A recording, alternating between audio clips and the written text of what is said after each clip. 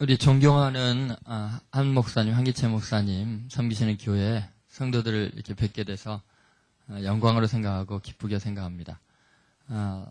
여러분들의 그 믿음 또 주님을 향한 사랑 또 간절한 기도 그것을 통해서 저도 영적인 좀 충전을 받고 가고 싶은 생각이 있습니다. 저를 위해서 기도 많이 해주시고요. 오늘 집회를 통해서 여러분 각 사람에게 하나님께서 꼭 필요한 은혜를 주실 줄로 믿습니다. 잠깐 기도하겠습니다. 하나님 아버지, 저희를 이곳에 불러주신 데는 주님의 계획과 뜻이 있는 줄로 믿습니다. 우리 각 사람을 사랑하시는 주께서 각 사람에게 꼭 필요한 은혜의 말씀을 심겨주시고 성령님께서 말씀을 대언하는 종의 입을 온전히 주관하셔서 주님의 뜻이 온전히 선포되도록 다스려 주시고 역사하여 주옵소서. 주님을 기대하고 사모합니다. 예수님의 이름으로 기도드립니다. 아멘. 할렐루야.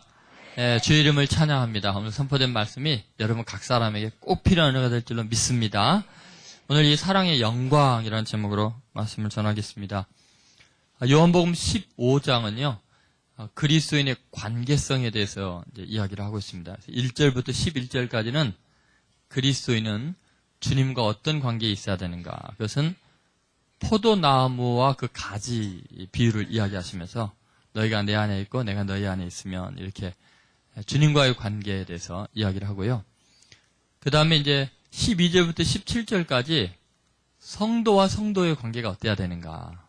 그것은 예수님이 우리를 사랑한 것처럼 우리가 서로 사랑해야 된다는 이야기를 하고 있습니다. 그래서 성도와 성도의 관계는 서로 사랑하는 관계다. 그리고 이제 세 번째는 세상과 성도의 관계가 나머지 이제 18절부터 끝까지 되어 있습니다. 세상과 성도의 관계는 세상은 성도를 박해하게 돼, 핍박하게 돼 있다. 너희가 세상에서는 환난을 당한다. 그런 이야기를 하고 계십니다. 그래서 그리스도인이 이 땅에 살아가면서 주님과 어떤 관계를 맺어야 될지 서로 간의 어떤 관계, 또 세상 속에서는 어떤 위치에 있는지를 잘 드러내주고 있습니다. 그 중에서 이제 오늘 저희가 말씀을 함께 나눌 것은 이 성도와 성도의 관계인데, 이 서로 사랑하라는 이 말씀은 굉장히 중요합니다. 어쩌면 기독교의 한 가지 계명만 이야기하라 그러면 사랑하라는 거죠. 예수님께서 요한복음 13장 제자들의 발을 씻어주시고 마무리를 할 때 내가 너희를 사랑한 것처럼 너희도 서로 사랑하라 그러셨잖아요. 그리고 계속해서 이 서로 사랑하라는 이야기를 오늘도 지금 12절, 17절 계속해서 반복을 하고 계십니다. 사도 바울도 사랑은 율법의 완성이라고 할 정도였고요. 요한복음서, 요한일서 이 사랑에 대해서 굉장히 강조를 합니다. 예수님께서 새 계명을 줬다라는 것은 기존에 있던 모든 옛 계명들을 통합을 해서 새로운 하나를 주신 거거든요. 그러니까 이 서로 사랑하라라는 예수님의 새 계명은 우리 신앙에 있어서 거의 절대적인 요소입니다. 이게 빠지면 계명 전체를 어긴 거랑 마찬가지입니다. 이거 하나를 완성하면 계명 전체를 완성하는 게 되죠. 딱 한 가지만 주셨는데 이것을 지키지 않으면 그리스도인이라고 할 수가 없는 거죠. 예수님 앞에 설 수가 없습니다. 예를 들어서 여러분 옛 계명에 속한 것들 많은 계명들이 있잖아요. 예를 들면 뭐 살인하지 말라, 간음하지 말라, 도둑질하지 말라 이 쭉 여러 가지 계명이 있지만 그것들을 다 포괄해서 새로운 것을 줬을 때는 옛 것보다 새 것을 지키는 게 더 중요하거든요. 다시 말해서 우리가 서로 사랑하라는 계명을 지켜도 되고 안 지켜도 되는 게 아니에요. 서로 사랑하라는 이 사랑에 대한 계명을 지키지 않으면 살인하거나 간음하거나 도둑질하는 것보다 더 큰 죄나 마찬가지예요. 왜냐하면 그 모든 것을 다 포괄해서 새로운 계명을 새 것을 줬기 때문에 옛 것은 지킬 수도 있고 안 지킬 수도 있겠지만 새 것을 안 지키면 계약 관계가 완전히 깨지는 거예요. 재계약을 했는데 옛 것보다 새 것이 더 중요하잖아요. 맞습니까? 제가 잘 모르고 하는 말인가요? 어때요? 여러분 서로 사랑하라는 주님의 계명은 새 계명이기 때문에 옛 계명에 속한 모든 것보다도 가장 중요합니다. 다른 건 못 지켜도 이건 꼭 지켜야 돼요. 이건 뭐를 의미하냐면요. 살인해도 된다, 간음해도 된다, 거짓말해도 된다는 말이 아니고 서로 사랑하라는 이 주님의 계명이 얼마나 중요한가를 인식해야 된다는 거예요. 그러니까 여러분이 사랑을 하면 더 좋고 안 해도 뭐 죄 짓는 건 아니지 않나라고 생각하는 것이 착각이라는 거예요.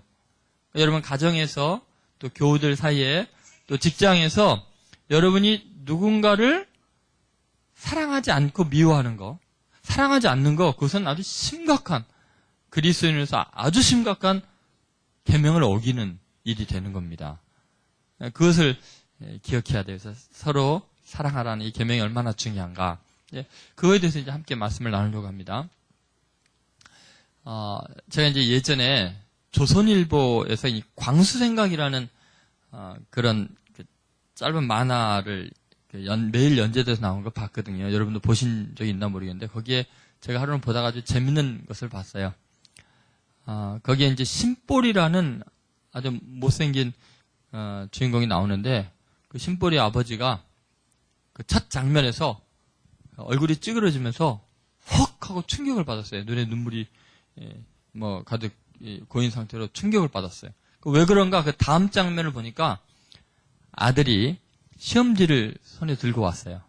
학교 다녀왔습니다, 아버지 하는데 시험 점수가 35점인 거예요. 그러니까 아버지가 너무 충격을 받은 거예요.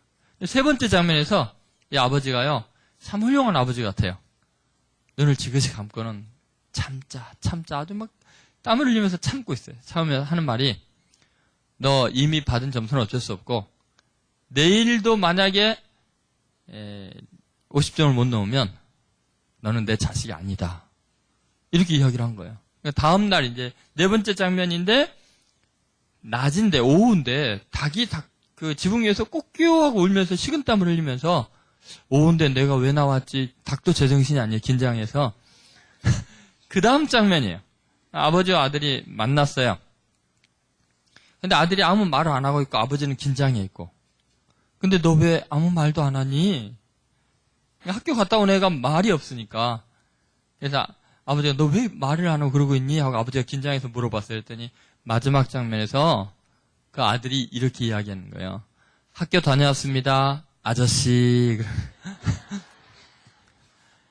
아직 안 오시는 분들은, 안 웃는 분들은 뭐예요? 그 다음 맨 밑에 이렇게 써져 있다고요? 닮긴 누굴 닮았겠습니까? 이제 웃으세요? 당신 자식? 당신 닮았지. 이렇게 써져 있어요. 근데 여러분 보세요. 하나님께서 우리에게 주신 가장 끊을 수 없는 관계가 부자 간의 관계예요. 어떤 이유에서건 아버지가 아저씨가 될 수가 없어요. 그런데 세속적인 가치, 학교나 시험 성적이나 이런 세속적인 가치가 개입이 되니까 아버지가 아저씨가 돼버리는 거예요. 아들이 왼수가 되는 거예요. 여러분도 그럴 때 애들이 시험 못 보고 오면은 이 왼수야 막 이러잖아요. 왜 왼수예요? 여러분의 자녀지.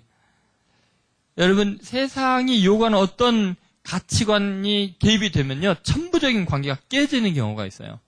정말 사랑하고 불쌍하고 귀하게 여겨야 되는 아버지와 아들의 관계가 이렇게까지 아저씨가 될 정도로 심각한 거죠.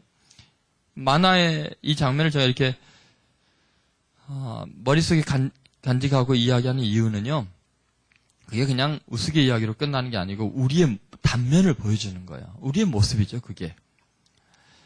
그리고 며칠 있다 제가 지하철을 가다가 이제 신문을 이렇게 보고서 보니까 이게 횡설수설 뭐 이런 비슷한 옆으로 조그맣게 난 거기에 있는데요. 거기에 이런 내용이 있었어요. 암사동 쪽에 그때 그분 연세가 74세인가 그렇게 된 할아버지였고 고혈압이나 뭐 당뇨로 고생을 하고 계시고 간염에 걸린 42살 난 막내 아들과 함께 암사동에서 이제 월세로 아마 살고 있었던 월세로 살고 있는데 그 아들이 간염이 너무 심하니까 일을 못하고 또 할아버지도 당뇨랑 고혈압 때문에 특별한 일을 못하시고 그리고 어렵게 사시는 거예요. 그런데 집 주인이 월세를 2년인가 1년인가 밀리니까 도저히 못 참겠다고 법에 고소를 했어요. 그래서 건물 명도 퇴거 소송을 내가지고 법에서 월세를 안 내니까 나가라 하고 이제 보증금이 다 나갔을 거 아니에요. 나가라 하고 이제 명령을 냈어요. 근데 할아버지가 너무 분하다. 이건 있을 수 없다 하고서 계속 상고를 했어요. 나중에 대법원에서요. 판사가 안 나가도 된다 그랬어요. 그러면서 법에도 눈물이 있다. 아니 말이 안 되잖아요. 어떻게 월세를 안 내는데 안 나가게 해요. 어떻게 해서 그런 판결이 내렸나 하고 이제 기자들이 조사를 해봤더니 그 집주인이 큰딸인 거예요. 근데 그 큰딸이 호주에서 이민 가고 살고 있는데 제일 부자인 거예요. 그런데 아버지하고 남동생이 월세를 2년인가 안 준다고 그 병이 들어서 살기가 힘든 그들을 월세 안 준다고 쫓아내려고 나가라 그래도 안 나가니까 법에 고소를 한 거예요. 나중에 판사가 그걸 보니까 기가 막혀가지고 아니 자기를 키워주고 낳아준 아버지이고 한 피 받은 형제인데 돈 때문에 나가라는 게 말이 되냐? 이건 안 된다. 그래서 번복을 한 거예요. 그럼 생각해 보세요. 세속적인 가치, 이 돈이라는 거, 이 경제적 가치가, 시장 가치가 천부적인 관계죠. 아버지와 딸의 관계를 파괴하고 있잖아요. 어떻게 딸이 아줌마가 돼요, 돈 때문에. 여러분, 말이 안 되는 이야기인 것 같지만, 어쩌면 이 중에 여러분들 중에도 지금 경험하고 있을지 몰라요. 괜히 돈 때문에 형제 간에 원수가 되잖아요. 부모와 자식 간에도 원수가 되잖아요. 돈 때문에. 여러분, 이 세상이 얼마나 지금 세속적인 가치가 하나님이 주신 고귀한 가치들을 파괴하고 천국 같은 관계들을 지옥으로 바꾸고 있는지 몰라요. 인간 이 관계 속에서 하나님께서 가장 중요한 계명을 주신 게 있다면 서로 사랑하라는 거예요. 그래서 여러분은 얼마나 하나님의 마음 아프시겠어요. 그래서 주님께서 우리에게 이제 서로 사랑하라. 그것이 모든 죄와 상처를 치유할 수 있는 가장 강력한 하나님의 처방전입니다. 그거 하나 지키면 모든 갈등과 고통들이 다 치유될 수 있다는 거죠. 그 사랑에는 엄청난 하나님의 의지와 영광이 담겨져 있습니다. 그런데 이제 문제는 뭐냐면 우리가 이제 서로 사랑하라 그러면 이 사람들이요 사랑하라는 계명 가지고 또 죄를 지어요. 사랑한다는 이유로 미국에서 살인사건이요. 일어난 살인사건의 한 40%가 사랑 때문에 살인사건이 일어난대요. 서로 사랑하라 그러면요. 자기 집착, 자기 욕심을 또 사랑으로 착각을 해요. 그래서 사랑한다는 이유로 엄청나게 사람을 괴롭히고 스토커가 되는 거죠. 그러니까 예수님께서 그냥 서로 사랑하라라고 말하지 않고 모델을 제시해 주죠. 오늘 12절을 다시 한번 잘 보시면 이렇게 나와 있죠. 뭐라고 나왔어요? 같이 한번 읽어보겠습니다. 내 계명은 곧 내가 너희를 사랑한 것 같이 너희도 서로 사랑하는 이것이니라. 여기 보면 내 계명은 곧 내가 너희를 사랑한 것 같이. 모델이 누구죠? 예수님이 우리를 사랑한 것 같이. 예수님이 모델이라는 거죠. 여러분 우리가 이제 사랑이라는 개념 자체가 병들어 있고 잘못되어 있어요. 여러분 뭐 유행가, 가사, 드라마 전부 다 사랑 이야기잖아요. 근데 사랑 이야기가 나오는데 맨날 눈물이에요. 그죠? 힘든 일들이에요. 사랑 때문에 더 고통을 겪어요. 왜냐하면 사랑이 이 개념 자체가 세속화되어 있는 거죠. 그래서 예수님께서 그냥 서로 사랑하라 안 그러고 뭐라 그랬어요? 내가 너희를 사랑한 것 같이 이렇게 이야기를 하시는 거죠. 그럼 예수님이 우리를 사랑하신 것은 어떤 것일까요? 도대체 예수님이 나를 사랑하는 것이 어떤 것일까요? 13절 같은 데 보면은 이렇게 나오고 있습니다. 사람이 친구를 위하여 자기 목숨을 버리면 이보다 더 큰 사랑이 없나니. 예수님이 우리를 사랑하는 것은 친구를 위해서 목숨을 버리는 것 같은 사랑이죠. 예수님이 우리를 사랑한 것이 어떤 것이냐고 구체적으로 나오는 것이 이제 에베소서 5장 2절에 나와 있습니다. 에베소서 5장 2절에 보면은 그러므로 사랑을 입은 자녀같이 너희는 하나님을 본받는 자가 되고 그리스도께서 너희를 사랑한 것 같이 이렇게 나와 이제 그리스도께서 너희를 사랑한 것 같이. 바울이 말하니까 이렇게 말해요. 예수님이 너희를 사랑한 것 같이 너희도 사랑 가운데서 행해라. 이것은 서로 사랑하란 말이죠. 그 다음에 이렇게 나옵니다. 그는 자신을 버리사 향기로운 제물과 생축으로 드리셨느니라. 여러분, 예수님이 우리를 사랑할 때 그 사랑하는 방법이 뭐였냐? 세 가지 특징이 있습니다. 사랑이라는 게 뭔지. 첫 번째는 자신을 버리사 이렇게 나오죠. 사랑은 자신을 버리는 것입니다. 여러분, 세속적인 사랑은 돈을 좀 주고 시간을 좀 주고 정성을 좀 들여주면은 사랑했다고 생각을 해요. 그래서 정성을 들인 만큼 상대편을 자기의 소유물로 생각을 하는데 내 것 만들기 위해서 그러는 건데 그게 병들었다는 거예요. 예수님이 우리를 사랑하는 것은 자신을 뭐요? 버리는 게 사랑이에요. 그 사람을 내 것 만드는 게 사랑이 아니라 그 사람을 위해서 나를 버리는 게 사랑이죠. 그래서 예수님은 하나님의 본체신데 우리를 너무 사랑하셔서 자기를 비워서 종의 형체를 가지고 사람들과 같아지셨죠. 그리고 십자가에 죽기까지 복종하셨죠. 하나님의 본체를 버리고 우리와 같아지신 거죠. 죽기까지 우리를 사랑하신 거죠. 그러니까 사랑은 자신을 버리는 게 사랑이다. 여러분이 자식들을 위해서, 남편을 위해서, 또 아내를 위해서, 교회를 위해서 자기의 시간과 물질 좀 들였다고 내가 너 위해서 얼마나 고생했는데 그런 내가라는 말이 나오는 순간 예수님의 사랑하고 상관이 없는 거예요. 자기 자랑이고 자기 집착인 거예요. 사랑은 자기를 버려야 돼요. 그게 어려운 거죠.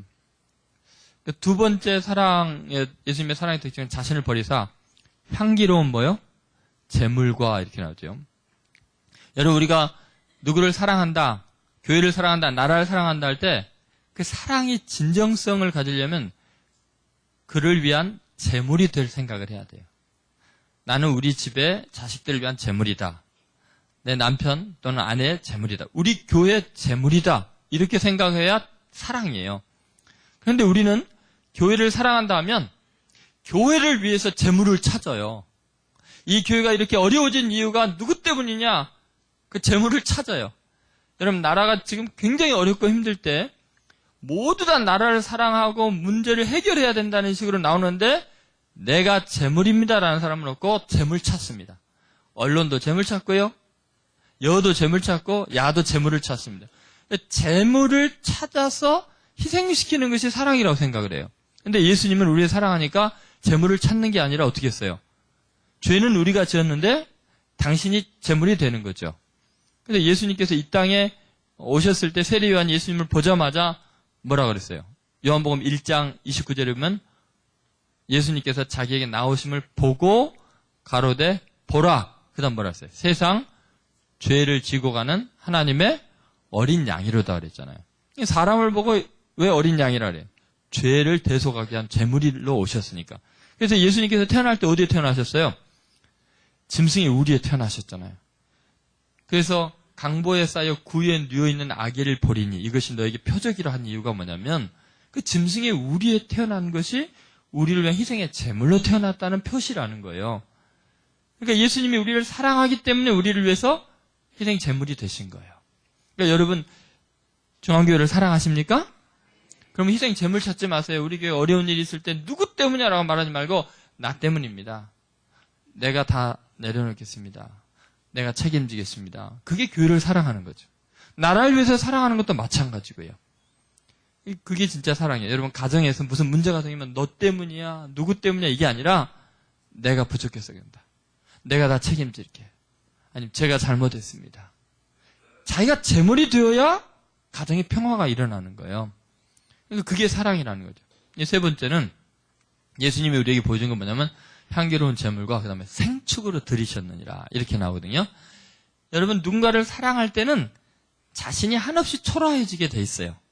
사랑하는 사람 앞에서는 자기가 대단한 존재라고 느껴지지가 않아요. 그래서요, 남들이 보기에는 쟁쟁하고 훌륭한 사람인 것 같은데 어떤 사랑하는 사람 앞에만 가면 기가 죽어갖고 벌벌 떨고 밥 먹다가 밥을 흘리고 그러잖아요. 어쩔 줄을 몰라 하잖아요.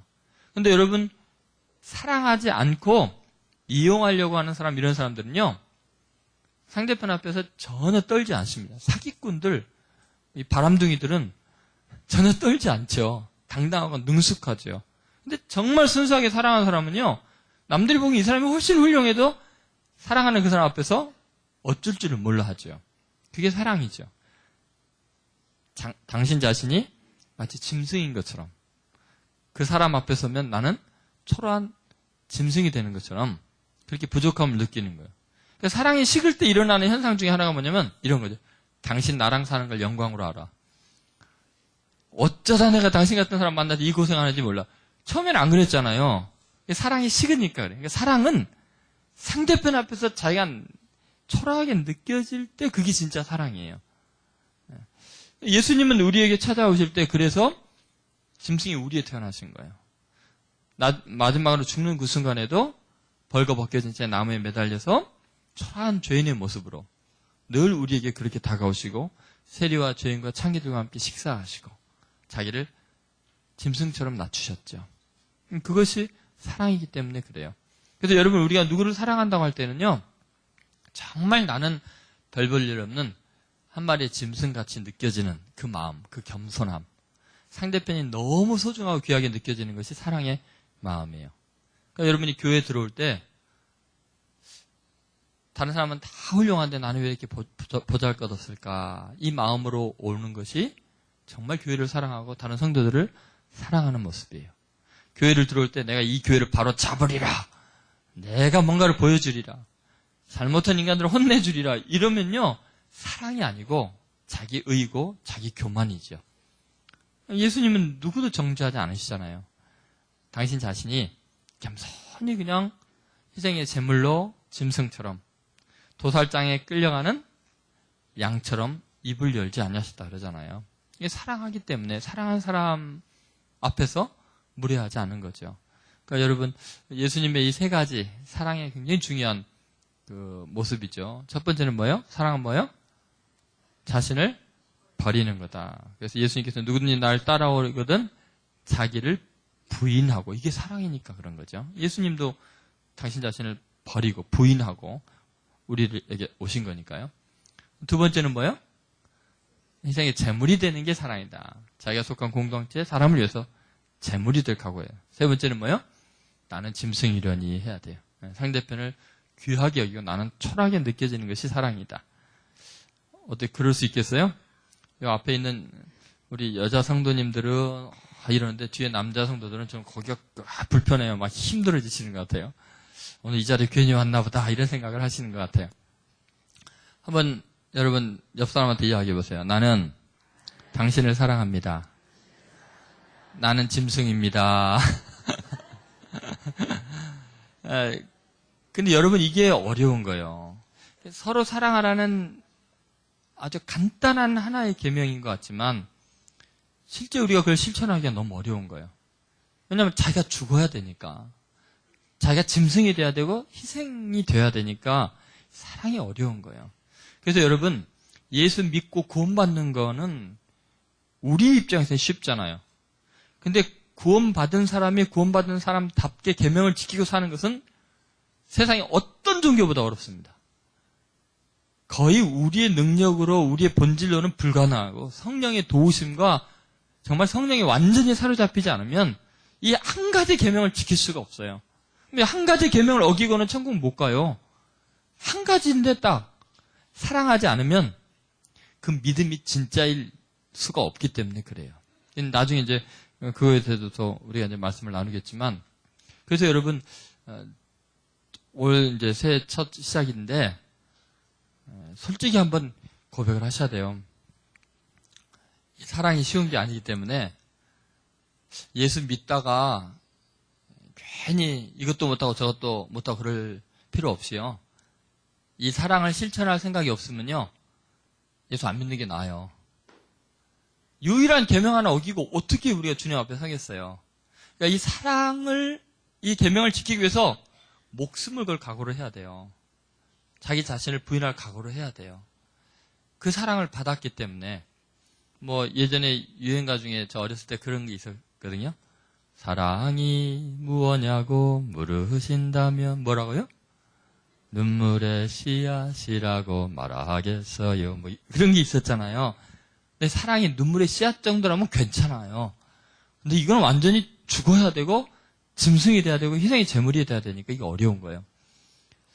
어때요? 그래도 예수 믿으시겠어요? 그래도 사랑하시겠어요?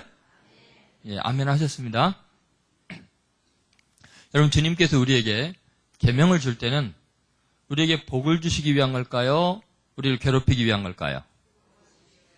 믿음도 좋으셔요, 그죠? 복을 주시기 위한 거예요.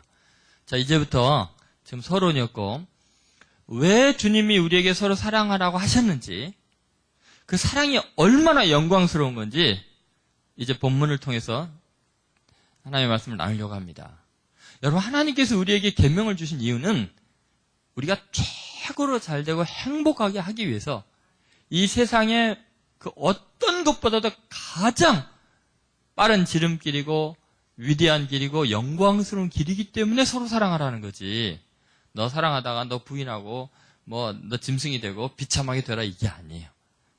이제 왜 우리에게 서로 사랑하라는 것을 12절에도 강조하고 17절에도 강조하고 13장 33절 34절에도 강조하고 계속해서 사랑하라는 이야기를 하시는지, 그것은요, 그동안 우리가 일생 동안 꿈꾸고 기도하고 원했던 모든 것이 이루어지는 가장 강력한 하나님의 방법이 사랑이기 때문에 그래요.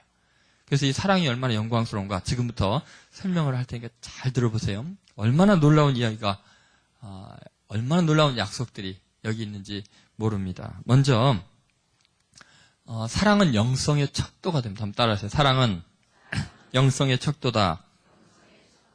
여러분 14절 말씀 한번 보세요. 자, 같이 읽겠습니다. 너희는 내가 명하는 대로 행하면 곧 나의 친구라. 여기 명하는 대로 행하면 그러는데 명하는 게 뭐죠? 서로 사랑하라는 거죠. 그러면 서로 사랑하면 뭐라고요? 나 친구다 그랬습니다. 죄송합니다. 제가 물 좀 마시겠습니다. 여러분, 예수님께서 분명히 하신 말씀이 뭐냐면, 너희가 나의 명하는 대로 이 새 계명, 명령을 줬는데 서로 사랑하면 곧 나의 뭐요? 친구다. 여러분 이거 생각해 보세요. 어마어마한 이야기잖아요. 여러분, 그 친구 관계라는 것은 세상에서 가장 가까운, 오랫동안 가까운 친밀한 관계를 의미합니다. 그 친구가 누구냐에 따라서 인생이 완전히 바뀝니다. 그 사람의 가치가 바뀌고요. 근데 친구 사이에는 비밀도 거의 없습니다. 어머니, 아버지에게도 못한 이야기를 친구에게는 아주 그냥 이불 속에서 다 이야기하죠. 밤새 것이라도 이야기하죠. 친구 사이는요, 보통 가까운 사이가 아니에요. 근데 여러분, 우리가 어떻게 하면 예수님과 가까운 사람이 되느냐?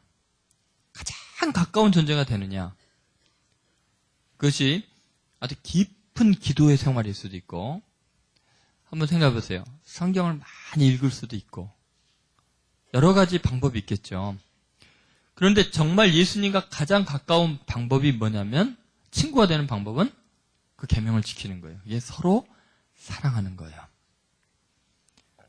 여러분, 이게 얼마나 중요한가 생각해 보세요.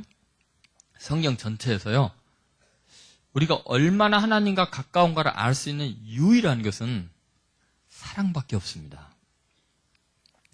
여러분, 얼마나 이 사람의 영성이 깊은가, 하나님과 얼마나 친밀한 관계 속에 있는가. 여러분, 영성의 척도가 뭘까요? 이분이 영성이 깊다라는 것은 뭘로 알 수 있을까요? 사랑밖에 없어요. 그 놀라운 이야기입니다.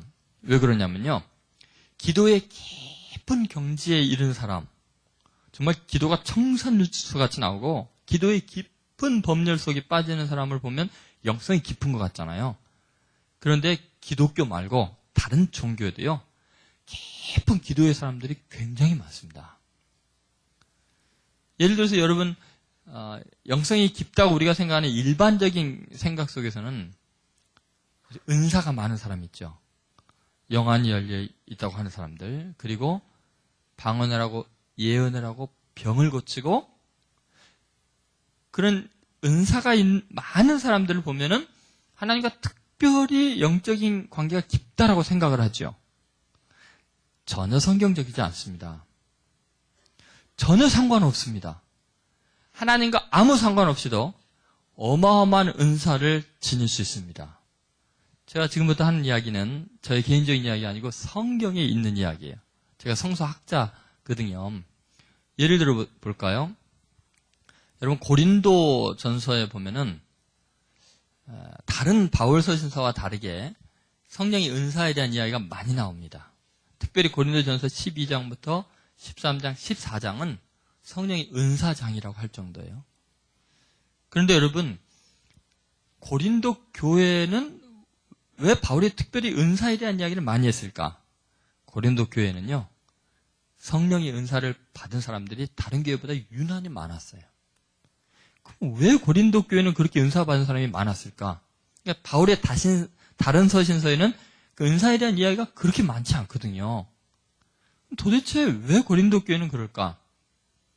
놀랍게 고린도 교회는 항구 도시로서 굉장히 세속화되고 타락을 했습니다. 그래갖고 고린도 전서 1장부터 쭉 읽어보면요, 바울이요 너무너무 힘들어하고 괴롭고 상처받은 교회가 고린도 교회예요.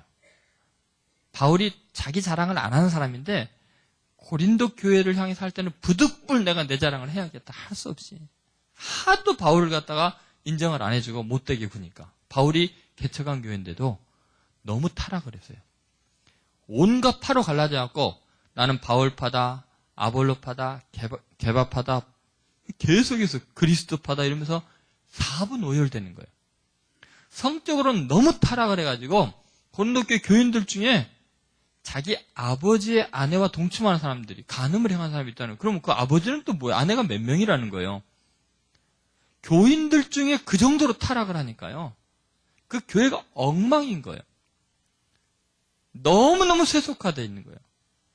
근데 이들에게 하나님의 은사가 많이 나타나는 거예요. 왜 그런 줄 아세요? 기적을 안 보여주면, 능력이 안 나타나면 도무지 믿지 않을 만큼 세속화되고 타락해 있으니까 어떻게든지 한 명이라도 구원하려고 하나님이 그런 은사를 주시는 거예요. 그것이 믿음의 척도가 아니에요. 이게 왜 중요한가 한번 생각해 보세요. 마태복음 7장에 보면은 예수님께서 이 산상보훈을 이야기하시잖아요. 산상보훈의 핵심은 뭐냐면 원수까지 사랑하라는 거예요. 그것이 가장 중요한 계명이라는 거예요. 원수를 핍박하는 자를 위해서 기도하고 축복하라 그랬잖아요. 그 결론을 어떻게 맺냐면요. 이렇게 이야기해요. 너희 중에 어떤 사람이 와서 주여 주여 우리가 주의 이름으로 선지자 노릇을 하고 귀신을 쫓아내고 예언을 하고 방언을 행하고 능력을 행하지 않았습니까? 어마어마한 은사죠. 그랬더니 예수님께서 뭐라 그래요? 불법을 행하는 자들아 내게서 떠나가라. 그 다음 뭐라 그러셨어요? 그 다음 뭐라 그러셨죠? 내가 너희를 도무지 알지 못하노라. 어마어마한 이야기를 하고 있는 거예요. 여러분 지금 가장 하나님과 가깝다고 생각하는 정말 선지자 노릇을 하고 예언을 하고 방언을 하고 어마어마한 기적들을 행하는 주인공인데, 그런데 그들을 향해서 주님이 하신 말씀은 내가 너를 도무지 알지 못한다. 주님과 아무 관계가 없다는 거예요. 여러분 이게 뭘 의미하냐면요, 우리가 생각하는 영성과 성경이 말하는 영성이 다르다는 거예요. 예를 들어서 사울이라는 왕이 갑자기 성령에 사로잡혀서 예언을 하잖아요. 그래서 예언자들 중에 사울도 있다는 말이 나오는데 바로 그 상태에서 악심이 들려있는 상태였어요. 무슨 말이냐면요, 우리가 기존의 영성이라고 생각하는 그 영성이 성경적인 영성이 아닌 경우가 많다는 거예요. 하나님이 주신 은사는 가장 소중하고 세상에 어떤 은사보다 가장 중요한 거예요. 어떤 선물보다 중요한 거예요. 은사들은 정말 거룩하고 귀한 거지만 그 은사 자체는 주신 분이 얼마나 위대하신가를 드러내는 거지 받는 사람이 얼마나 훌륭한가를 입증하지 않는다는 거예요. 다시 말해서 하나님이 놀라우신 분이기 때문에 이렇게 부족한 사람을 이렇게 사용하신다라는 표현이지 이 사람이 훌륭하고 이 사람이 하나님께 인정받을 만한 사람이라는 걸 보장하지 않아요. 여러분 제가 선물을 어떤 분들에게 받습니다. 제가 지금 이 집회에 왔는데도 여러분 중에 한 분이 저에게 와이셔츠를 2벌이나 맞춰주셨어요. 근데 너무 고맙죠. 그런데 그 와이샷을 정성껏 주신 그분이 훌륭한 거지 제가 훌륭한 거 아니에요. 제가 아니고 다른 강사가 와도 주셨을 거예요. 그죠? 와이샷을 제가 선물 받으면서 역시 나를 알아보는만 이러면 제가 바보죠. 그분은 저를 모르고 저도 그분을 모르는데 주신 분이 아주 고결한 인품이 있는 분이고 하나님의 종이라는 이유만으로 귀하게 여기는 큰 믿음의 사람일 뿐이지 그거 받았다고 내가 굉장하다고 생각하면 내가 어리석은 거예요. 선물은 주신 분이 훌륭한 거지 받는 사람이 훌륭한 걸 보장하지 않아요. 은사가 마찬가지예요. 그러면 우리가 왜 이런 생각을 하게 되냐? 왜 성령의 은사들이 나타날 때 그걸 그 사람의 영성이라고 생각하냐면요. 너무나 오랫동안 샤머니즘에 우리가 젖어 있어서 그래요. 영성의 개념이 거의 무당이나 또는 뭐 우리가 그동안 옛날부터 봐왔던 도사들 이야기나 이런 거에 익숙해져 있어가지고 이 성경적인 의미의 하나님이 말씀하시는 예수님의 영성과는 거리가 있는 걸 모르는 거죠. 우리가 그동안 잘못 이해하고 있는 거예요. 여러분 영성이 정말 깊다는 것은 뭘 의미하냐면 사랑이 많은 사람이에요. 여러분 성령의 은사가 많은 것 같은데 사랑이 없으면 그 은사는 잘못되어 있을 가능성이 많아요. 가난하고 무지한 것 같아도 사랑이 많으면요. 그 사람은 영성이 아주 뛰어난 사람이에요. 하나님과 아주 가까운 사람이에요. 다시 말해서 예수님께서 우리에게 지금 서로 사랑하라라고 말씀하신 이유는 내가 너와 가까워지고 싶다. 친구가 되고 싶다. 이런 거예요. 여러분 고린도전서 13장 8절 9절 이런 데 보면은 그런 이야기가 나와요. 예언도 패하고 방언도 그치고 그러나 사랑은 영원하다는 이야기예요. 여러분 이 세상에 우리가 생각하는 영적이라고 생각하는 많은 것들이 제한적이고 한계가 있는 것들에 불과해요. 그러나 사랑은 영원한 거예요. 그래서 진짜 그 사람에 대한 영적인 수준을 측정하려면 얼마나 사랑이 많은가를 보면 알 수 있어요. 그리고 사랑이 많은 사람은 누구랑 친구라고요? 예수님과 친구예요. 하나님의 친구예요. 그렇기 때문에 여러분이 정말 하나님을 가까이 하고 싶고 영이 깊은 사람이 되기를 원한다면 옆에 있는 사람들, 주위에 있는 교인들을 진심으로 사랑하면 그것이 하나님께 인정받는 깊이 있는 영성이고 영이 맑은 사람이 되는 거예요. 여러분이 교회 와서 힘써야 될 게 그래서 뭐냐면 정말 하나님과 친해지기를 원한다면 성도를 향한 지극한 사랑, 교회를 향한 사랑이 많은 사람이 되면요. 하나님이 필요하면 은사를 더 부어주실 거예요. 이미 사랑 자체가 가장 큰 은사죠. 그죠? 그래도 고린도전서 12장 마지막에 내가 너에게 더 큰 은사를 보이리라 하면서 사랑장이 펼쳐지고 있는 거죠. 그러니까 여러분 결국은 우리가 이제 어떤 사람의 영성에 대해서 평가를 할 때 굉장히 중요합니다. 예를 들어서 말씀의 은사가 있는 거 그것도 중요하지만 예를 들어서 어떤 목사가 설교를 잘한다. 어떤 목사는 능력이 있다. 그것보다도 여러분이 정말 영성이 깊은 목회자를 원한다면 사랑이 많은 목사님. 하나님의 친구이거든요. 여러분이 어떤 권사님들을 만나면 저분이 나를 위해서 기도해 주시면 하나님이 바로 응답하실 거야 라고 생각하는 그 영성이 깊은 권사님은 어떤 분이세요? 예? 기도가 막 기계처럼 따다다다다 나가고 막 그런 분이 아니고요. 더 본질적인 의미는 사랑이 많은 권사님은 하나님의 친구이기 때문에 하나님께서 그 권사님의 기도는 특별히 잘 응답해 주세요. 그래서 여러분이 교회에 오면요. 제일 조심해야 하고 존중히 여겨줘야 될 사람이 사랑이 많은 분들이세요. 사랑이 많은 장로님 이런 분들은요. 여러분이 정말 조심성 있게 대해야 돼요. 왜요? 그 장로님 흉보거나 장로님 돼서 못되게 굴거나 무례하면요. 친구가 화를 내거든요. 엄청나게 화를 내요. 여러분 친구 무례하게 하면요. 그 친구는 착해서 가만히 있지만 그 친구의 친구는 엄청나게 힘이 세거든요. 엄청난 분이거든요. 친구 무시했다가는 큰일 납니다. 그래서 여러분 정말 주님께서 우리에게 서로 사랑하라고 하는 이유가 뭔지를 잘 생각해 보세요. 그것은요. 결국 우리의 영이 가장 가까이 하나님을 대할 수 있는 방법, 하나님의 친구가 되는 방법이 사랑 외에는 다른 방법이 없어요.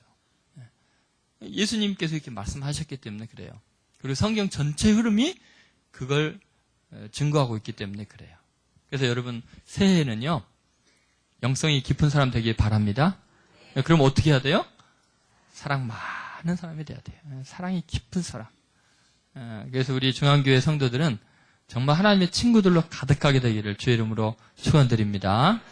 이제 두 번째, 이 사랑에 아주 놀라운 영광이 있는데 그것은 사랑은 계시성이 있습니다. 한번 따라해보세요. 사랑은 계시성이 있다. 여러분, 이 사랑이 얼마나 놀라운 이야기냐면요, 하나님에 대한 놀라운 지식을, 또 하나님에 대한 계시를 우리가 받을 수 있는 유일한 통로가 사랑이에요. 사랑. 우리가 누군가를 사랑할 때 하나님에 대해서 알게 되는 기적이 일어나요. 사랑하지 않으면 하나님을 알 수 있는 방법이 없어요. 그 이야기가 오늘 본문에 나와 있는데 다시 한번 보시죠. 자, 15절 같이 읽겠습니다. 이제부터는 너희를 종이라 하지 아니하리니 종은 주인이 하는 것을 알지 못함이라. 너희를 친구라 하였느니 내가 내 아버지께 들은 것을 다 너희에게 알게 하였습니다. 여기 보면 이제 알지 못한다는 말하고 알게 한다는 말이 나오죠. 야, 여러분 한번 보세요. 이제부터는 이건 뭐예요? 너희가 이제 서로 사랑해서 영성이 깊어지고 내 친구가 되면은 친구이기 때문에 뭐예요?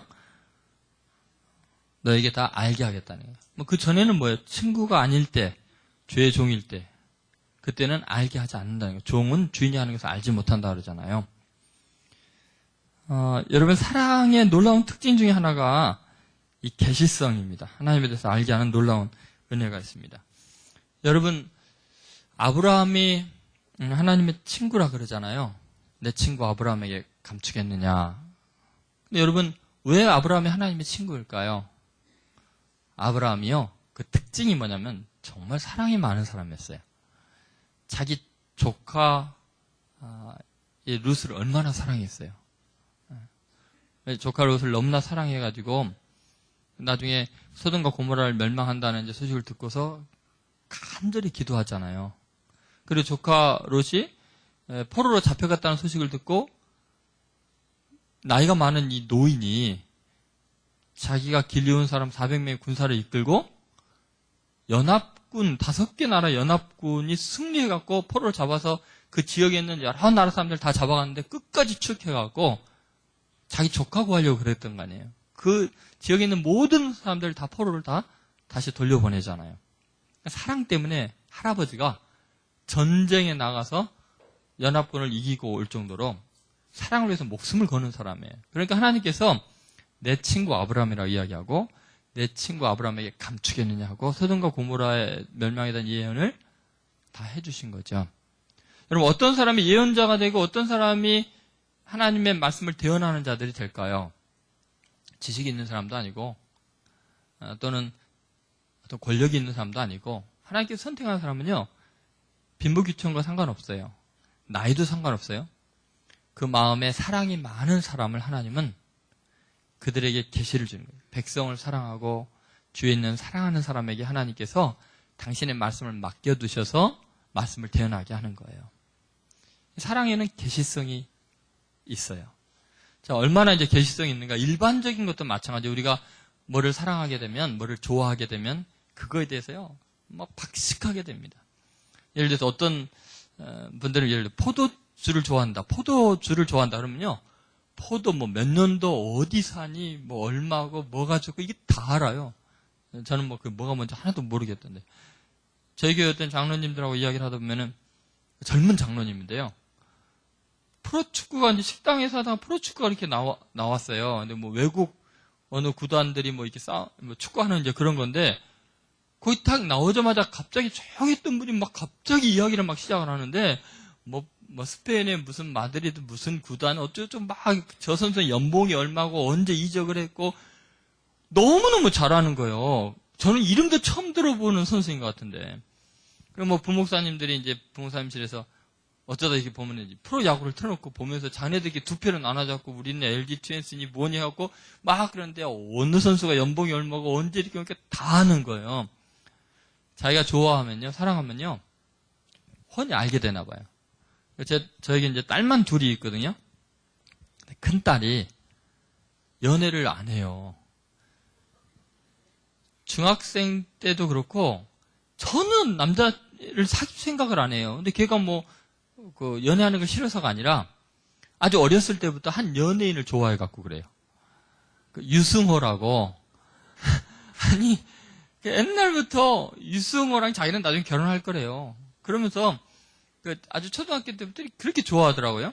그러더니 어느 날 와서 저한테 유승호가 군대를 언제 가게 되는데 학교 성적은 어떻고 집은 어디고 엄마가 원래 걔는 공부를 잘하는데 이렇게 대학 갈 생각을 안 하고 생각이 바라가지고 어쩌고 하면서 걔 생일은 언제인데 걔 몸무게는 얼마고 키는 얼마고 군대 언제 입대했다 언제 제대할 날짜가 이거 저한테 내가 물어보지도 않는데 막 이야기를 하면서 그 유승호 잘생겼지 않냐고 이러고 이야기를 하는 거예요. 제가 그날이 제 생일인데 제 생일인 것도 모르면서 이 나쁜 놈이. 여러분, 사랑하니까요, 완전히 그 사람에 대해서는 다양하게 알게 되더라고요. 근데 얘가 공부를 잘하는 것도 아니고. 둘째 딸이요, 영어는 잘하는데 수학을 못해요. 근데 어느 날부터 갑자기 수학 점수가 막 올라갔어요.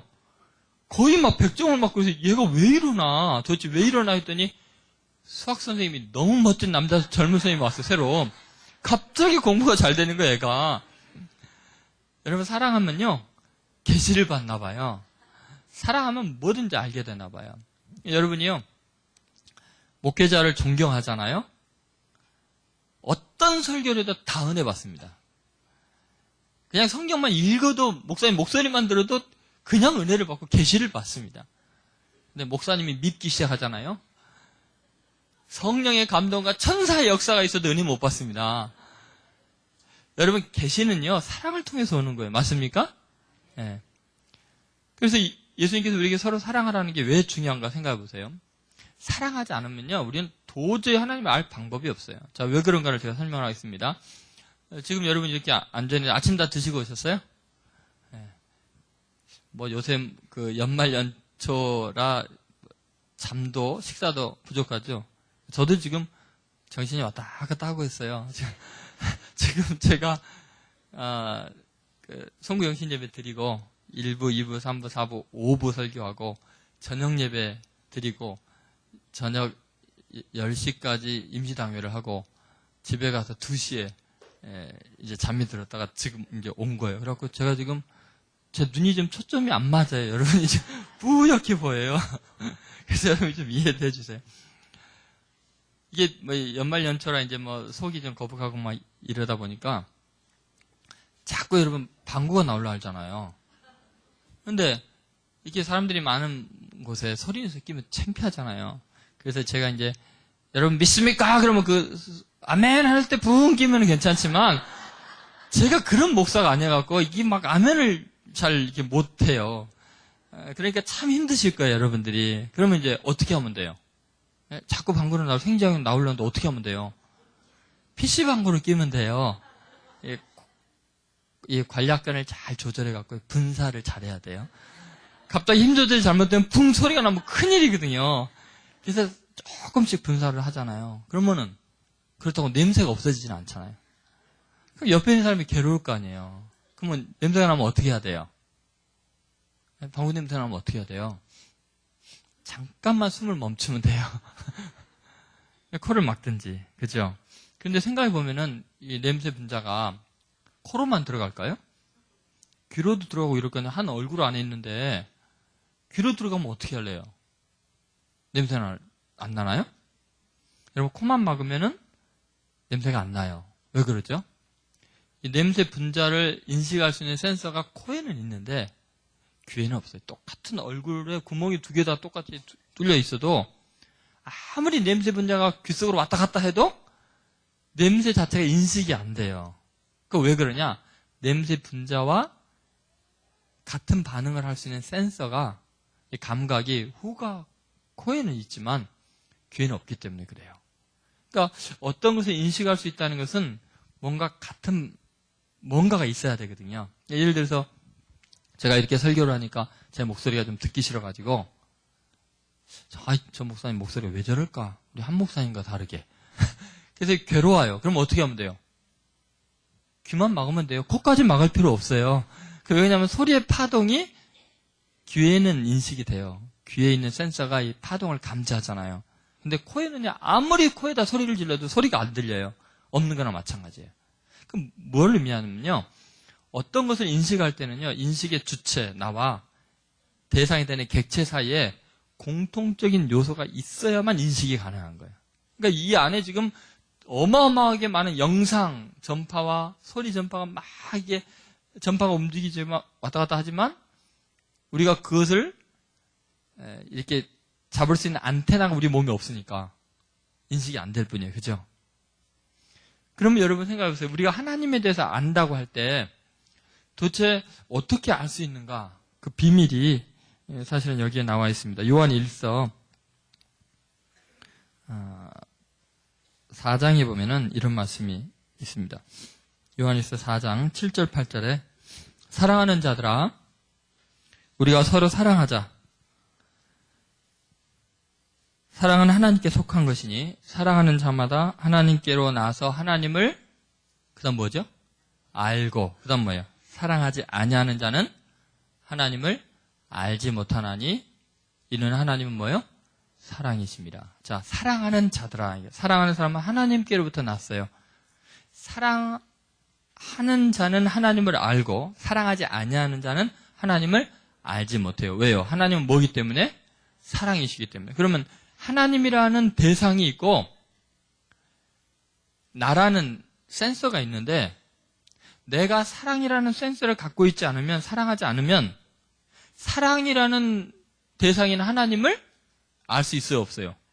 없다는 거예요. 그러니까 여러분 우리가 하나님을 알 수 있는 방법은 하나님은 사랑이시기 때문에 사랑하지 않으면 절대로 하나님을 몰라요. 아무리 지혜가 있고 아무리 박식하고 아무리 기도로가 아무리 노력을 해도요. 사랑이 없으면 하나님을 인식할 수 없어요. 왜냐하면 제 말이 아니라 성경이 그러잖아요. 하나님은 사랑이시기 때문에 사랑하지 않는 자는 하나님을 알지 못하나니 그랬어요. 여러분 언제부터 성경이 눈에 띄게 들어오기 시작할까요? 언제부터 하나님의 사랑이 구구절절히 내 마음속에 역동하기 시작할까요?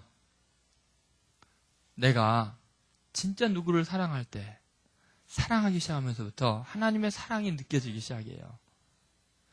여러분 우리에게 이제 청년들이 많은데 청년들이 한번 시련을 당하고 오잖아요.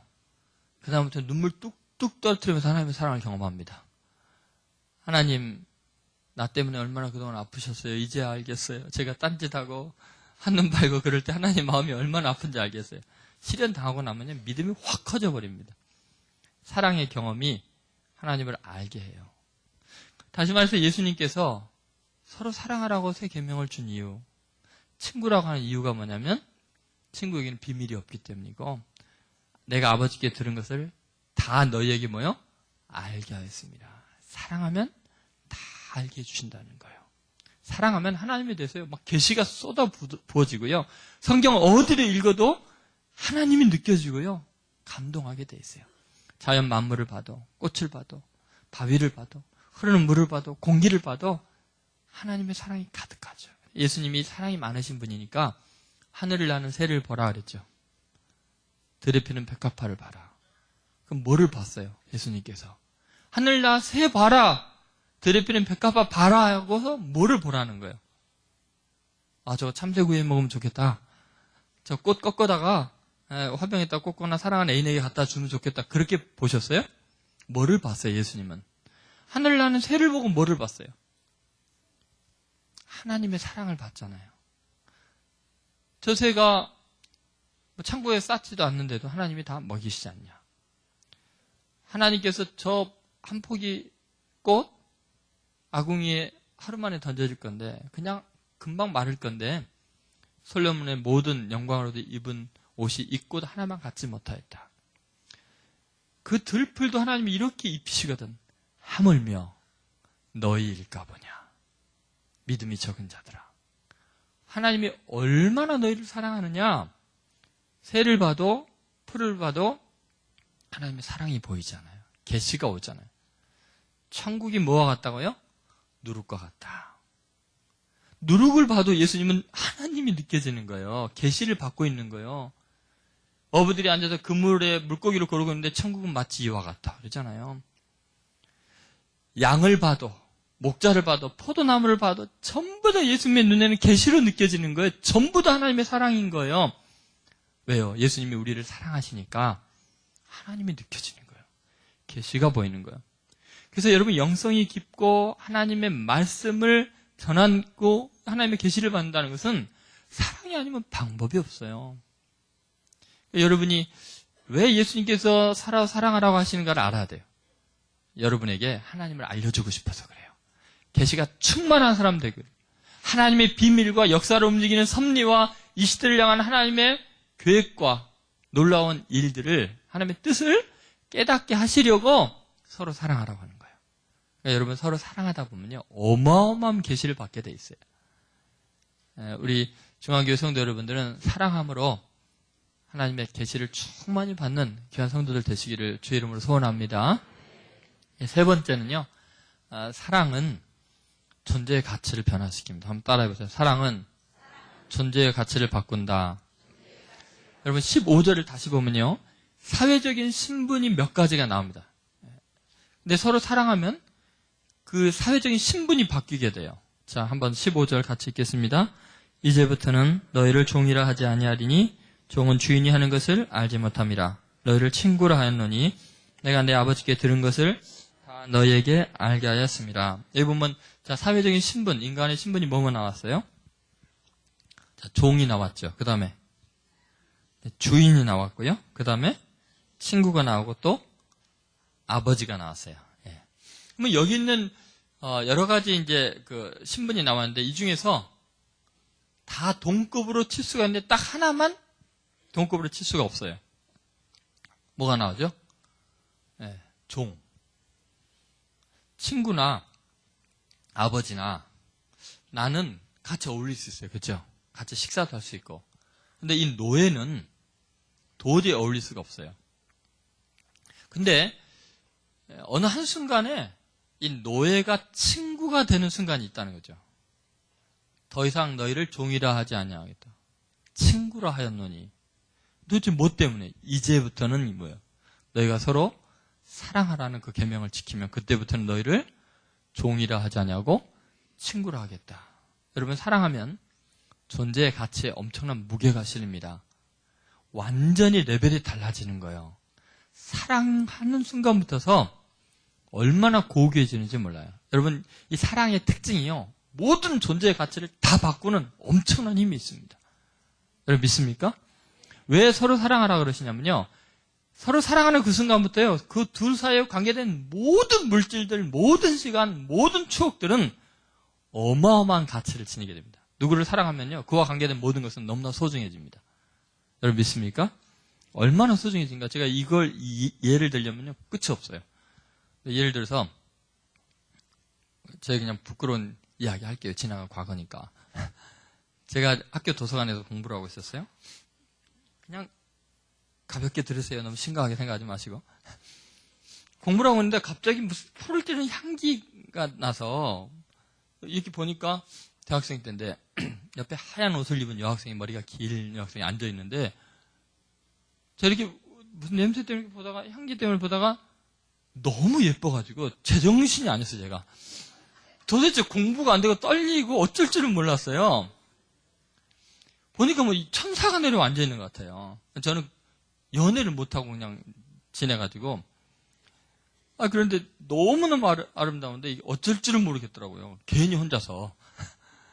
그러다 이제 수업 시간이 되니까 이제 일어나서 이제 학교 수업 들으러 가려고 그러는데 어느새 학생이 없어졌어요. 근데 그 하얀 노트 위에 그녀의 긴 머리카락이 하나 놓여 있잖아요. 와, 그녀의 분신이다 하고 얼른 집었어요. 일반적으로 머리카락은 지저분하잖아요. 예? 근데 너무 아름다운 사람, 사랑하고 싶은 사람의 머리카락은 굉장히 소중하게 그녀의 분신이다 이렇게 될 수 있어요. 제가 이제 대학교 때 교회 한 임원들과 있는데 제가 한 여학생이 참 괜찮은 것 같아요. 내가 앞으로 목회를 한다면 같이 평생을 하나님 일을 해도 되겠다 이렇게 생각하고 마음으로 기도를 하고만 있었고, 저는 이제 워낙 가난하고 못생기고 보잘것 없어가지고 말도 못 걸고요. 연애를 못 해봤으니까요. 뭐. 그리고 그냥 마음속으로만 그냥 기도만 하고 뭐 참 훌륭한 자매인 것 같다 이렇게 생각을 했어요. 그런데 이렇게 이제 청년대학부 수련회를 이제 기도원에 왔어요. 그리고 이제 쉬는 시간에 간식을 나눠줬는데 사과를 나눠줬어요. 근데 이 여학생이 무슨 생각을 했는지 간식을 받더니 먹기 싫었나 봐요. 저한테 휙 던져주면서 동천아 이거 먹어라 하고 휙 던졌어요. 근데 사과를 분명히 던졌는데 하트가 날라오는 거 있죠. 막 그냥 가슴이 뛰고 제정신이 아닌 거예요. 왜 제 여학생이 나한테 하트를 던졌을까? 이 사과를 받았는데요. 얼마나 떨리고 얼마나 좋던지 이 사과를 갖다가 이제 세게 딱 집어넣어 놓고 누가 훔쳐갈까봐 수련회 내내 색을 끌고 다녔잖아요. 들고 다녔잖아요. 빨리 수련회가 왜 안 끝났는지 그때 강사가 누군지도 모르겠고 뭐 모르겠어요. 집에 와서요. 그 사과를 갖다가 융으로 반짝반짝 닦았어요. 그리고 책상 위에 딱 두는데 뭐 반짝반짝 하는데 그 사과에 제 얼굴이 비칠랑말랑 하잖아요. 근데 그녀의 얼굴로 보이는 거예요. 얼마나 신이 나요. 수업 끝나자마자 와서 또 사과를 보면은 너무 행복했어요. 나한테 왜 하트를 던졌겠어? 나 사랑하는 게 아닐까? 별 생각을 다 하죠. 그 사과만 보면 기분이 좋아지고 행복했는데 어느 날 학교 갔다 왔는데 사과가 없어졌어요. 아이고 내 사과 하고서 옆에 방문을 열었는데 내 남동생이 아그작아그작 먹고 있잖아요. 너무 화가 나가지고 뛰어가서 그냥 뒤통수를 치면서 이 나쁜 놈의 새끼 내 사과를 왜 처먹냐고. 제 남동생이요, 형이 이렇게 흥분하는 걸 못 봤어요. 거의 형이 자기를 막 때리고 막 화가 나 있으니까 이해를 못 해가지고 형 어디 아파 왜 그래? 너 왜 내 사과를 먹냐고. 아니 형이 사과 하나 때문에 흥분할 사람이 아니잖아. 왜 그래? 사과 그렇게 아까우면 내가 한 상자 사주면 되잖아. 그래. 야 이놈아 그게 어떤 사과인데 한 상자랑 바꿔 이 나쁜 놈아. 네가 뭘 알아? 그러면서 응? 여러분 생각해보세요. 사랑하는 사람이 준 사과는 똑같은 사과이지만 한 상자보다 귀해요. 맞습니까? 못 바꿔요. 여러분도 젊은 시절에 연애할 때 있었어요? 모습을 보아하니 많이 하셨겠어요. 참 고우신데. 생각해보세요. 젊었을 때 너무너무나 사랑하는 사람과 한 작고 초라한 카페에서 늘 만나서 차를 마시고 이야기 나눴다 생각해봅시다. 그리고 세월이 지난 다음에 보니까 그 옆에 으리으리한 레스토랑이, 최고급 레스토랑이 만들어져 있어요. 그 옆에 초라한 카페가 있어요. 여러분 지나가면서 어디가 좋아요? 사랑하는 사람과 함께 있었던 그 장소는요, 궁궐하고도 비교할 수 없어요. 내게 가장 소중한 거예요. 여러분이 누군가를 사랑하면요, 그 순간부터서 세상이 그와 관계된 모든 것은 다 달라지게 돼요. 그래서 생텍쥐페리 어린 왕자라는 그 책에 나오는 왕자와 그 여우의 관계를 보면요, 또 그 장미꽃과의 관계를 보면 그거를 잘 보여줘요. 제가 시간이 없어서 그는 그냥 넘어가도록 하겠습니다. 중요한 건 뭐냐면 사랑은 세상을 다 바꾸는 힘이 있어요. 가치를 다르게 만들어요. 얼마나 존귀해지는지 몰라요. 예를 들면은 구약 성경에 보면요, 실제로 노예가 정말 존귀해지는 역사가 있는데 이래요. 만약에 어떤 노예가 희년이 되어서 석방을 해야 되는데 너무너무나 주인을 사랑하면 어떻게 해요? 그래서 자기는 이게 자유를 얻기 싫다. 나는 영원히 당신의 종이 되고 싶습니다. 그럼 어떻게 해야 돼요? 주인을 사랑하니까. 그럼 노예를 데려다가 어떻게 한다고요? 네, 다 아시죠? 그 문설주에다가 귀를 이렇게 대고 여기 송곳으로 뚫는 거죠. 그러면 이 사람은, 귀가 이게 구멍이 나는 사람은 뭐예요? 이 사람은 영원히 종이다라는 표시예요. 사랑하면요, 영원히 종이 돼도 상관없는 거죠. 여러분 귀걸이 하고 계세요? 그 귀걸이의 의미가 그거예요. 난 영원히 노예다. 사랑한다. 이런 거죠. 그런데 여러분 보세요. 그러면 주인이 죽을 때 어떻게 하죠?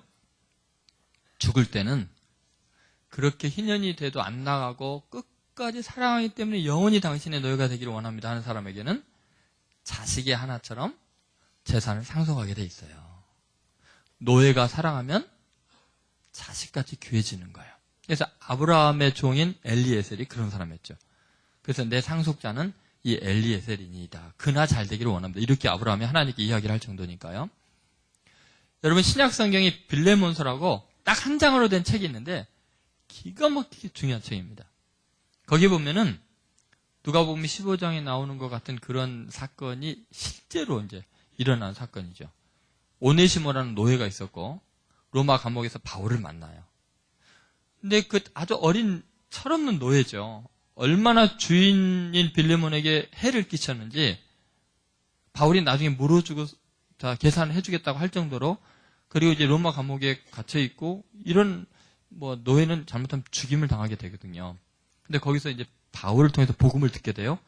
근데 바울이요, 이 오네시모를 전도하고 나서 오네시모와 함께 감옥에 갇혀 있는 동안에 오네시모가 자기 같은 노예를 구원하시고 자녀 삼으신 하나님의 은혜에 대한 감격 때문에 완전히 인생이 바뀌어갖고 바울을 극진히 섬기게 돼요.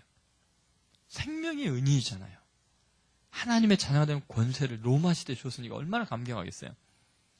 그러니까 바울을 너무너무나 사랑하니까 바울이요, 빌레몬 자기 제자에 마침 편지를 보내는 것이 빌레몬서예요. 거기에 뭐라고 쓰냐면은 내가 감옥에서 낳은 아들 오네시모 이렇게 이야기를 해요. 바시하고 오씨는 아무 관계가 없는데도 아들이라 하잖아요. 감옥 안에서 뭘 낳아요, 낳기는. 너무 사랑하니까 노예가 아니라 뭐예요? 죄인이 아니고 내 아들처럼 존재 가치가 달라진 거죠.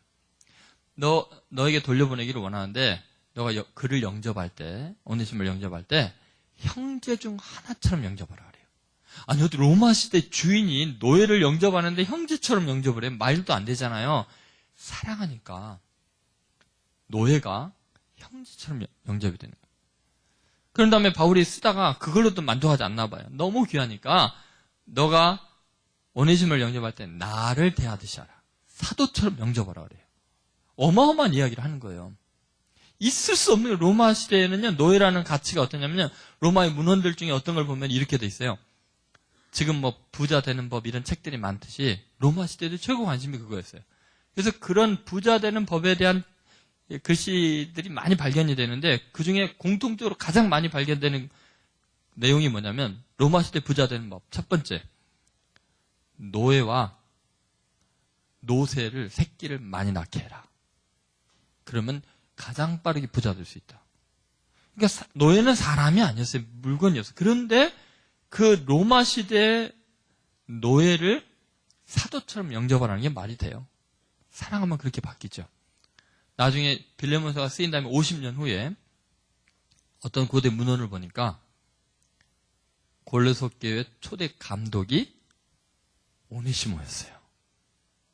그러면은 바울을 감옥에서 만날 때가 10대라면 한 60대 이때쯤이 되니까 오네시모는 초대교회 감독이 될 정도로 존귀한 사람으로 완전히 바뀐 거예요.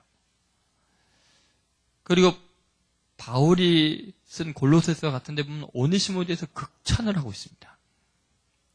여러분 결국은 뭐냐면 사랑하면 존재 자체가 완전히 달라지는 거예요. 이게 성경에만 있는 이야기가 아니고 실제 우리 삶 속에서 일어나는 일이죠. 예를 들면 제가 대학 다닐 때 매점이 있었고요.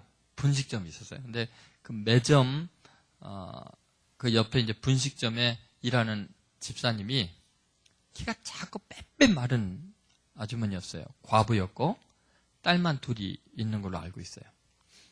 근데 그 좁은 공간에서 뭐 1000명이 넘는 많은 학생들이 신학생들의 이 분식을 만들어 주고 계시는데 뭐 라볶이 뭐 떡라면 뭐 이런 거 있잖아요. 김밥, 우동 뭐 이런 거를 이제 주시는데 아니 그 좁은 공간에서 땀을 비 오듯이 흘리면서 일을 하잖아요. 여름에.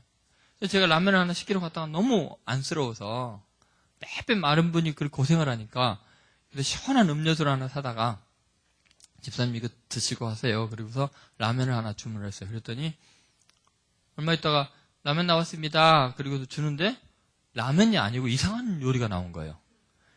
그 가게에 있는 모든 재료가 다 들어가 있는 거예요. 만두, 그 다음에 떡, 뭐 김가루, 계란, 또 참기름이 범벅이 돼 있고, 깨가 뿌려져 있고, 그래서, 아니, 제가 라면 시켰는데 왜 이게 나오지? 아니, 그냥 드세요. 그러는 거예요. 그래서 이제 가지고 갔어요. 근데 이렇게 먹고 있는데 옆에 있는 전사님이 자꾸 기웃거려 보는 거예요. 그러더니, 그게 뭐를 주문하면 그게 나오냐요. 그래서, 아니, 라면 시켰다고, 라면. 그랬더니, 아니, 나도 라면 시켰는데, 그 특라면인가요? 뭔가요? 이제 그러는 거예요.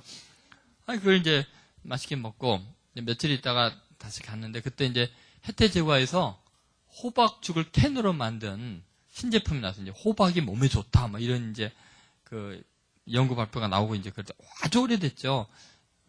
거의 20년이 넘었어요. 그랬더니 제 생각에 이제 그 집사님이 너무 안쓰러워서 그래서 한 상자 좀 사드려야겠다는 생각이 들었어요. 그래서 매점 아주머니에게 부탁을 했어요. 이 한 상자 얼마나 그랬더니 7,900 얼마가 이렇대요. 근데 제가 호주머니 다 뒤졌는데 6,000 얼마밖에 없어요. 그래갖고 나머지 모자란 거 다음에 갖다 드리겠다 하고 분식점 아주머니가 퇴근할 때 이거를 그냥 전해주라고. 왜냐면 그거 갖다 전해줬다가 요리가 뭐가 나올지 모르니까. 그래서 이제 할 수 없이 제가 좀 대신 전해주라 그러고 이제 라면 하나 시켜 먹고 갔어요. 그리고 며칠 있다가 또 이제 갔더니 이 아주머니가 저를 보자마자 튀어나왔어요.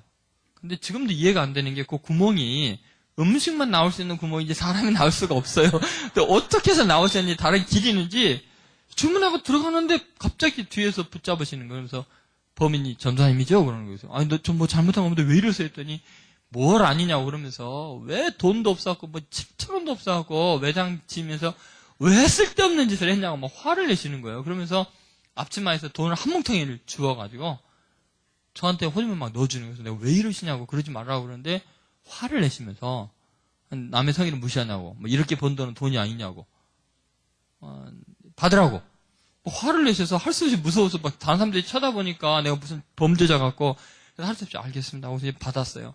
집에 가서 세보니까요 10,000원짜리에다가 막 돈이 굉장히 많은 거예요. 참 돈 버는 방법도 가지가지다 이런 생각. 근데 제 어머님이 이제 대학교 제가 3학년 이제 막 시작되기 전에 돌아가셨어요. 49에 돌아가셨어요. 그러니까 지금 저보다 더 어릴 때 돌아가신 거예요. 그러니까 저는 이제 어머니를 그 연세 들었을 때 어머니의 모습이 상상이 안 가는 거예요. 그러니까 40대 여인들을 보면 어머니 같은 생각이 들어가지고 우리 교회 집사님들 중에 이제 얼굴이 납작하고 이제 어머니 약간 닮은 분을 만나면 집사님 집사님을 보면 제 어머니를 뵈는 것 같아요. 이렇게 이야기했거든요.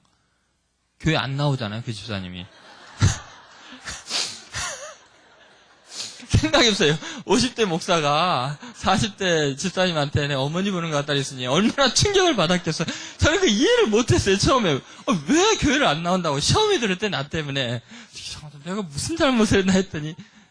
그러니까 제가 그 생각을 못한 거예요. 그러니까 저는 이제 지금도 40대, 50대 아주머니들을 보면은 어머니같이 느껴져요. 그러니까 내가 나이 든 걸 생각하지 않고 어머니의 그 마지막 모습만 생각했던 것 같아요. 근데 어쨌든 어머니 생각이 나서 어머니 날이 되어서 이제 어머니를 생각하다가 그 집사님이 생각이 났어요. 그래서 이제 농협에 가서 토종 꿀단지를 조그만 거를 사가지고 갖다 드렸어요. 그래서 집사님 건강하셔야 됩니다. 이 많은 학생들에게 맛있는 음식을 주시는데 건강하시고 오래 사셔야 돼요 하고 꿀단지를 드렸는데 집사님이 이걸 받아들고는 아무 말을 안 하는 거예요. 한참을 침만 꼴떡꼴떡 땡기시더니 눈물을 주르륵 흘리시는 거예요.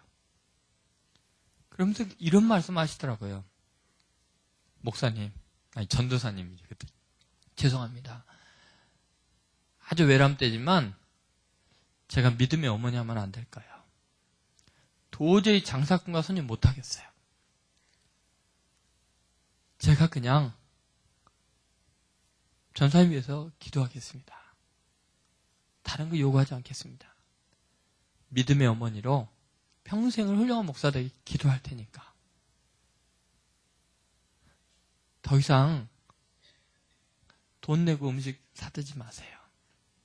제 양심이 허락하지 않습니다. 믿음의 아들로 끝까지 기도하겠습니다. 제가 그 이야기를 듣는데 오늘 성경 구절이 떠오르는 거예요. 서로 사랑하면 더 이상 너희를 종이라 하지 않냐고 친구라고 하겠다고. 여러분, 제가 설교 시작하면서 그 이야기를 했잖아요. 딸이 아주머니가 되는 세상이고 아버지가 아저씨가 되는 세상이에요. 돈이 아니면 관계가 다 파괴되고, 명예와 권력과 성공이 아니면 상처투성이로 다 헤어지게 되고 원수가 되는 세상이에요. 주님께서 우리에게 서로 사랑하라고 하는 이유는 우리가 서로 사랑하면 너무너무나 소중해지기 때문에 그래요. 존재의 가치가 완전히 달라지는 거예요. 여러분, 중앙교회에서 우리가 신앙생활을 하는 우리 성도들은요, 영원히 하늘나라에서도 같이 지낼 사람들이에요. 어떤 이유에서건요, 미워하면 안 돼요.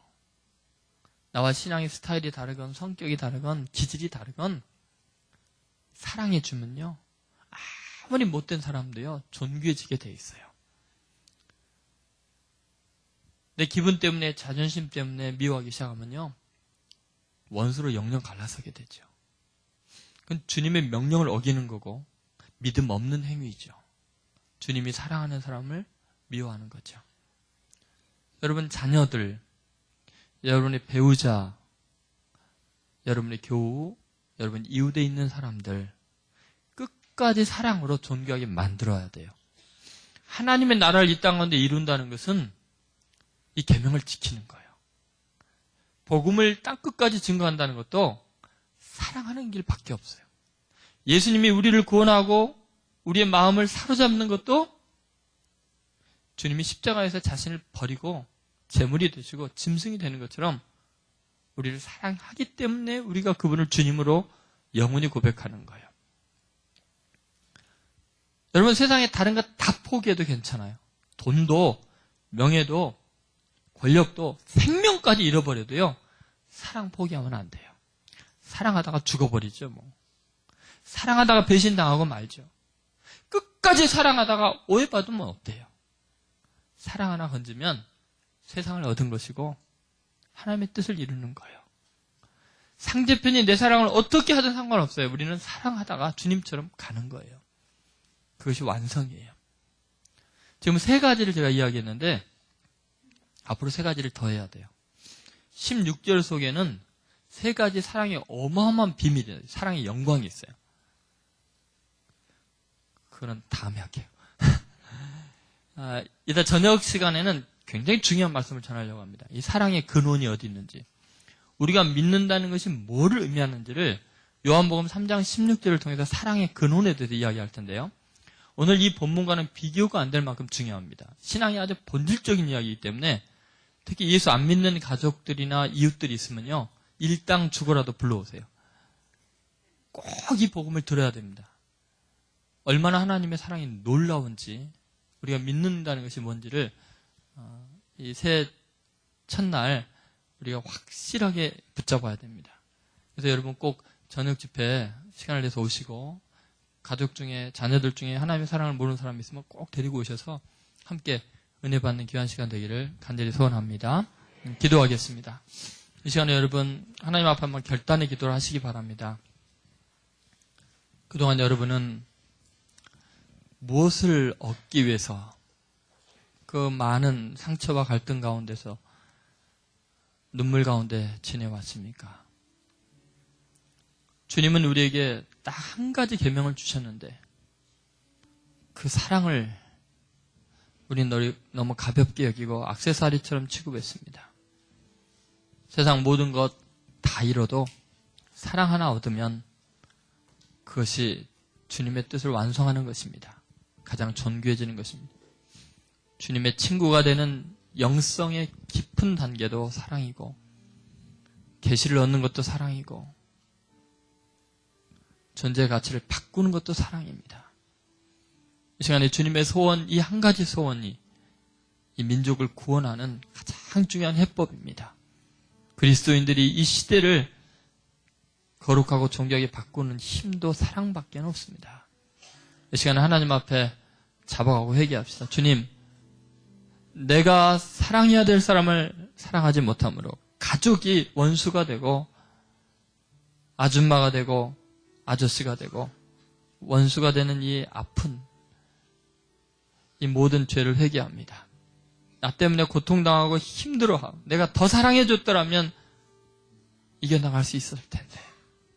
하나님, 내 사랑하는 가족들 더 끝까지 내가 희생해서 내가 재물이 되고 내가 짐승이 돼서라도 존귀하게 만들게 해 주옵소서. 주님, 우리 교회가 내 사랑과 내 섬김으로 말미암아 모두가 존귀해지는 역사, 하나님의 계시가 충만한 교회가 되게 하여 주옵소서. 하나님, 이 민족을 불쌍히 여기시고 우리 중앙교회 성도들이 직장마다 만나는 사람마다 뜨겁게 사랑함으로 말미암아 이 민족의 증오와 갈등과 아픔들이 치유가 되고 구원받고 모두가 존귀해지는 기적같은 역사, 다시 한번 그리스도 예수의 사랑의 불길이 이 민족의 가슴속에 활활 타오르는 그런 사랑의 불씨들이 다 되어서 흩어져서 직장에서 만나는 이웃들에게 주의 사랑의 증인들이 되게 하여 주옵소서. 주님, 여기 있습니다. 날 사용하여 주시고 사랑의 능력 있게 내 본성을 이길 수 있도록 성령으로 충만하게 하여 주시옵소서. 같이 한번 주여 삼창하고 같이 통성으로 기도하겠습니다. 주여! 주여!